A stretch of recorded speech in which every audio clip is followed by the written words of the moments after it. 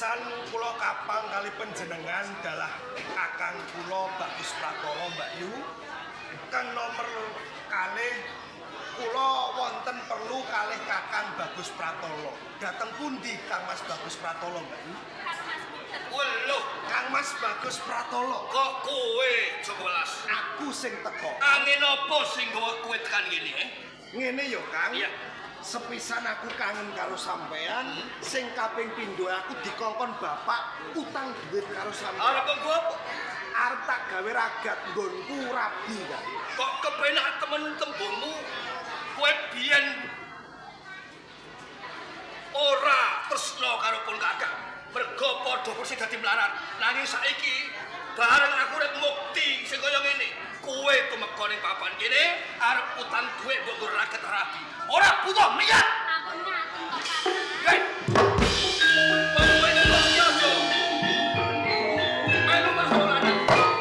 Swarga lu neraka ora ada kok kita. Lele. Ah, buat.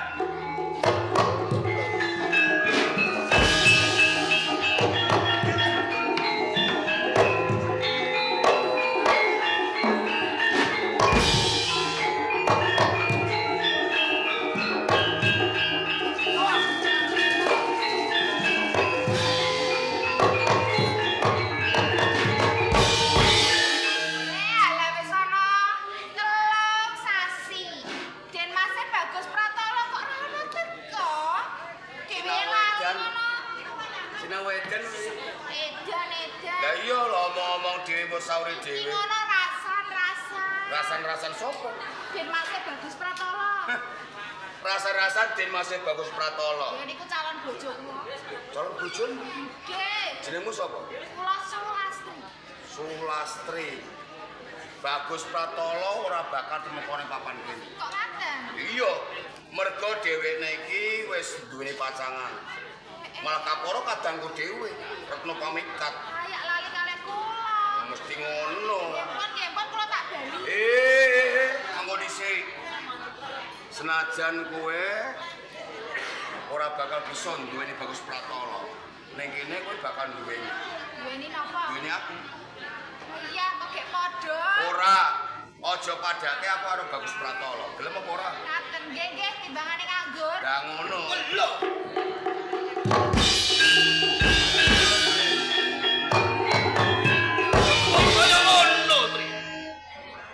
Tinggal golek pangupa jiwa, wingi ucap aku nuruti apa sing dadi karepane wong tuamu nanging durung wae kelakon wis gandeng renteng karo nom-noman kae gagak.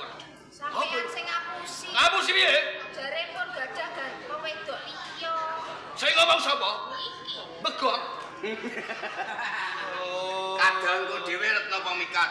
Bener apa ora? Jebul aku keblingir tembungmu kan manis manuhara. Tundone njlomprong keak.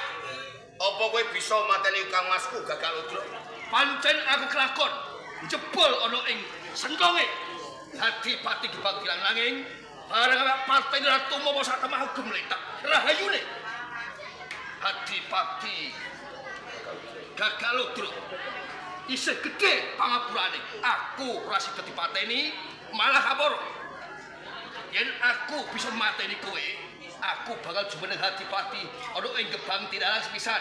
Kang angka loro dijodokke dulurmu Pamikat. Yen pancen kowe bisa turuti kampasku gagal ora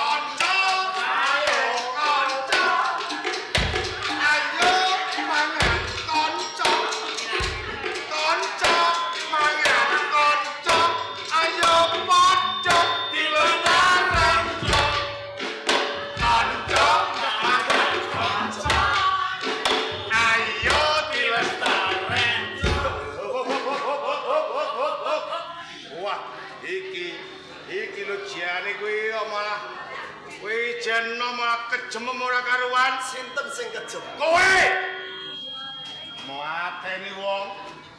Biase mok pentung, pentunge mok gawa, gubrak ketek, cetha nek kowe sing mateni kowe. Ya ta ora? Ora mateni. Ora ono maling aku. Iki ono. Ndoro padha rame-rame. Yen ana perkara mbok ya dirembuk kanthi becik. Bocah niki mun mateni tiyang. Oh, lawongan iki. Nggih. Banjur ngendi Rajapatine? Oh niki. Kang Mas Bagus Pratolo. Oh, iki wonten niku sapa sing dadi aran? Kula pun Joko Welas. Apa bener? Lamun to kowe sing merjaya kelawan Kang Mas Bagus Pratolo. Mboten sanes kula. Kang Mas Bagus Pratolo menika kakang kula piyambak. Ah, kowe kena selak. Nanging kowe ora bisa indho marang perkara iki. Mula kanthi kuwi bebarengan kelawan aku tak sowan ayo. Niki nono. Ayo.